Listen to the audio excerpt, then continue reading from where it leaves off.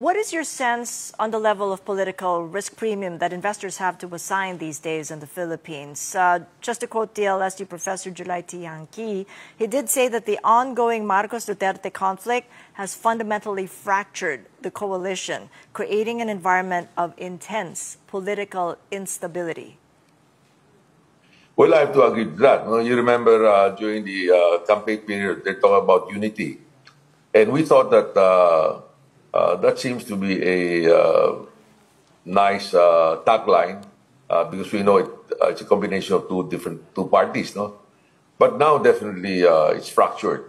And of course, what we're seeing is a lot of politicizing, no? And you know what happened. I mean, during that last day of the INC demonstration.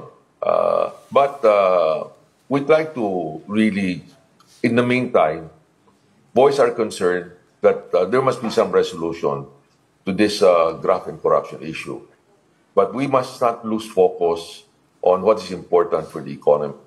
You know, the small guys in the micro and small relies on a sustainable economy.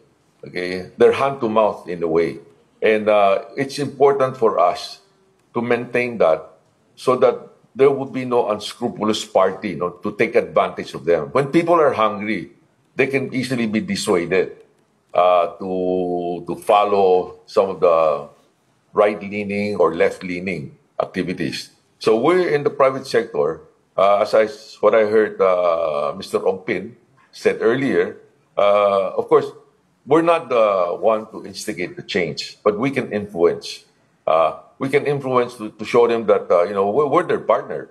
But definitely on our side, we want a certain fairness in dealing with the taxpayer. When we see all the money that they get from the taxpayer, and it's not put to good use, building school or roads, we feel very disappointed. All right. Oh, well said. Thank you so much for your insights, George, as always.